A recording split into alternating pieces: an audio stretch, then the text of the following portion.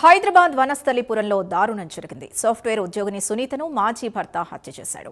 2 కత్తులు, పెట్రోల్ డబ్బాతో సునీత ఇంట్లోకి చొరబడ్డ మహేష్ సునీతను కత్తులతో పొడిచి హత్య చేశాడు.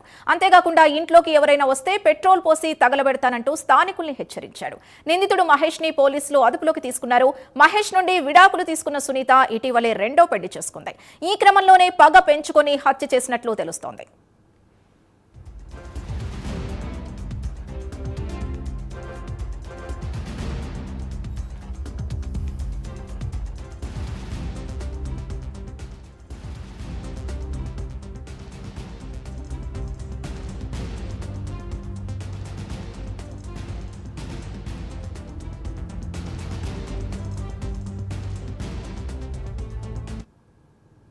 ఇదే అంశానికి సంబంధించి పూర్తి డీటెయిల్స్ మా కరెస్పాండెంట్ కుమార్ అందిస్తారు. కుమార్, అసలు ఏం జరిగింది? ఎందుకు మహేష్ తన మాజీ భార్యను చంపవలసి వచ్చింది? పోలీసులు ఏమంటున్నారు?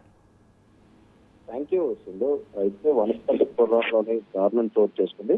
గ్రీన్ సిటీ కాలనీలోని ఒక అపార్ట్మెంట్ లో సాఫ్ట్వేర్ ఉద్యోగి అయిన మహిళ సునీతను తన మాజీ భర్త హత్య చేసినట్లయితే ఇంట్లో 2 కత్తులతోని అలాగే పెట్రోల్ డబ్బాలతో వచ్చి ఆ సునీతను అతి కిరాతకంగా హత్య చేసినట్లయితే తెలుస్తుంది.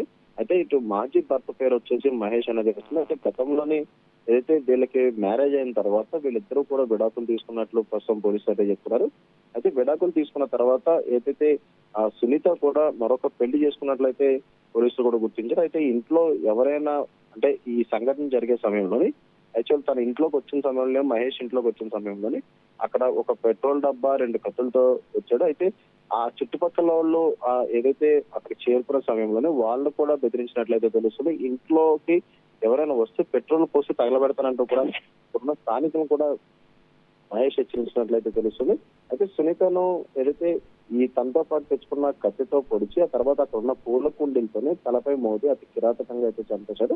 అయితే స్థానికులు వెంటనే అయితే పోలీసులు సమాచారం ఇవ్వడంతో కూడా పోలీసులు ఘటనా స్థలానికి అయితే చేరుకున్నారు. అయితే సునీత అనే మహిళతో గతంలో ఈ మహేష్ కి వివాహం జరిగినట్టు కూడా తెలిసింది.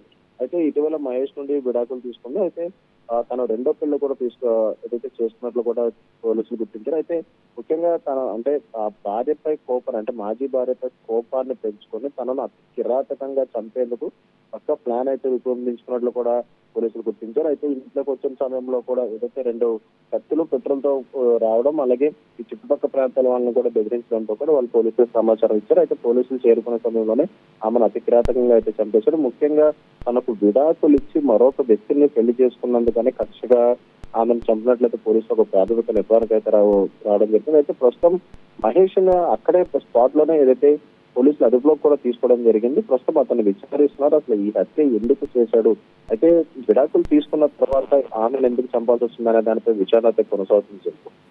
Right, thank you Kumar.